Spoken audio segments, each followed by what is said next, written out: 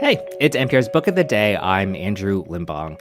If I asked you what is your Mount Rushmore of romance movies, or your Mount Rushmore of 70s rock bands, or your Mount Rushmore of authors, you generally know what I'm asking, right? Top four of your choosing. It could be your personal favorites or the ones you deem most culturally relevant or historically important.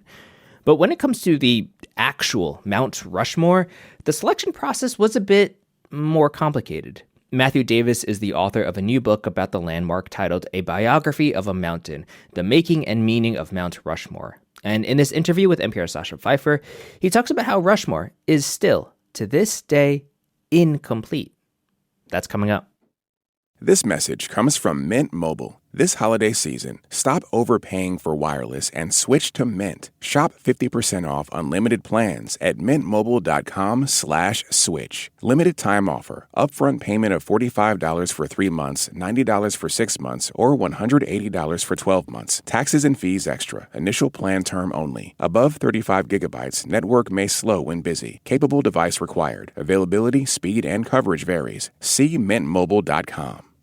This message comes from Kachava. That wellness goal you set at the start of the year? It's not too late to stick with it and make your future self proud, especially with the all-in-one nutrition shake from Kachava. With 25 grams of protein, 6 grams of fiber, greens, adaptogens, and more. No fillers, no nonsense, just the highest quality ingredients. Stick with your wellness goals. Go to Kachava.com and use code NPR for 15% off. That's KACHAVA.com, code NPR.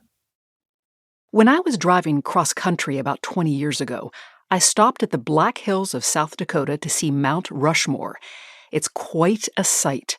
The heads of 4 U.S. presidents, each about 60 feet tall, carved into stone. But I hadn't known the history of that national monument until I read a new book called A Biography of a Mountain, The Making and Meaning of Mount Rushmore. Its release is timed to the sculpture's 100th anniversary this year.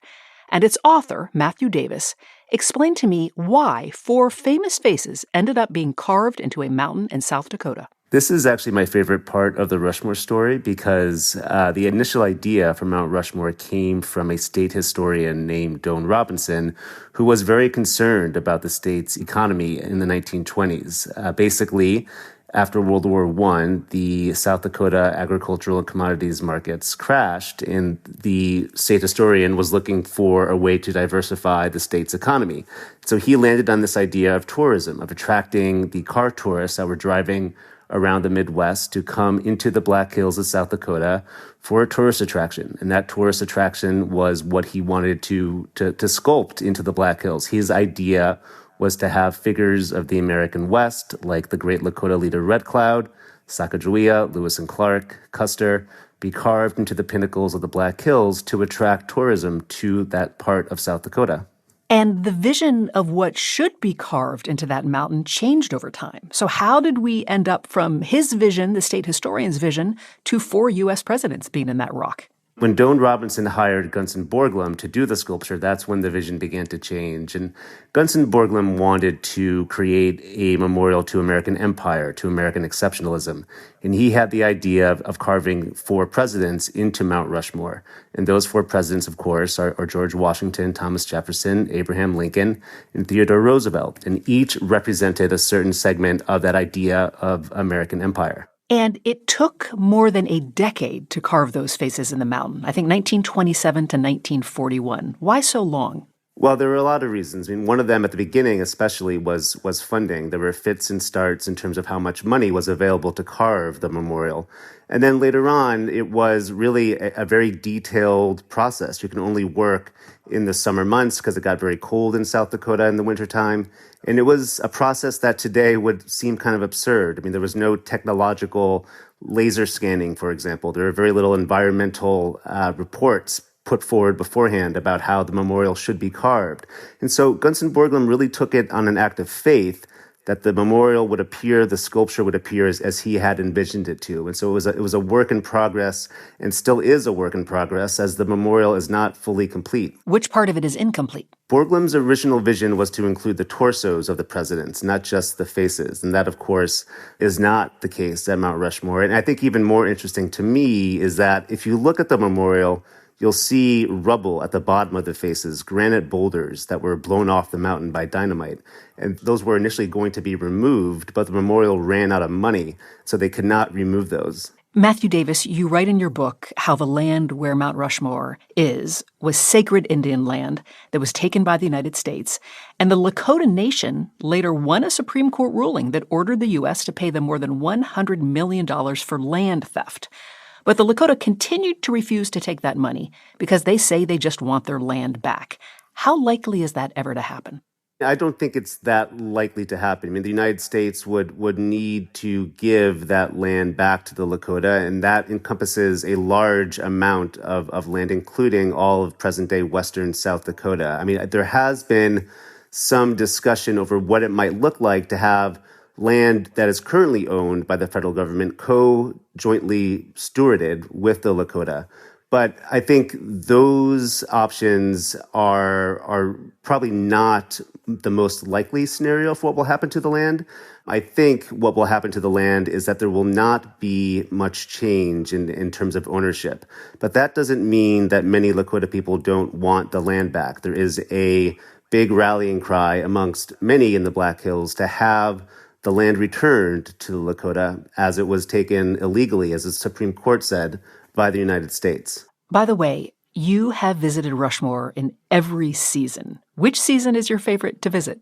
It's the fall. I love Mount Rushmore. I love the Black Hills in October when it is beautiful, the weather is perfect, the skies are blue, the air is crisp, the crowds are not as many as they are in summertime. It's a perfect time of year to be there. And it's actually in October 1st, 1925, was the first dedication of Mount Rushmore. So at that time, Gunnison Borglum probably knew that he was doing this the best in the fall as well. The original vision to make Rushmore a tourist attraction that would help the economy, I assume it's been quite successful in that way for South Dakota. It has been quite successful. I mean, Doane Robinson, of course, who had the initial idea, if he were alive today and recognized and understood that over 2 million people visit Mount Rushmore every year, he would have been overjoyed with that result. Those visitors generate millions of dollars for the local economy. And they also, a lot of those visitors then go visit other towns, other memorials, other national parks that are in South Dakota. And so, Doane Robinson was really quite a visionary, and he had this idea to have Rushmore be a tourist attraction. It really has. You have to drive out of your way to go see Mount Rushmore, and as I said, millions of people do every year. That's Matthew Davis. He's the author of A Biography of a Mountain, The Making and Meaning of Mount Rushmore. Matthew, thank you. Sacha, thank you so much for having me.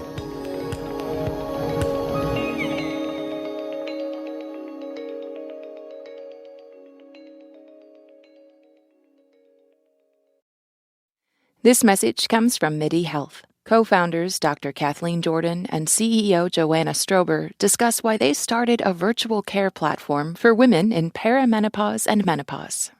The symptoms and experiences that women have in midlife, I think, were underappreciated or possibly even trivialized. The changes of perimenopause and menopause create a broad spectrum of symptoms and can actually lead to long-term health issues, but too few clinicians are trained in it.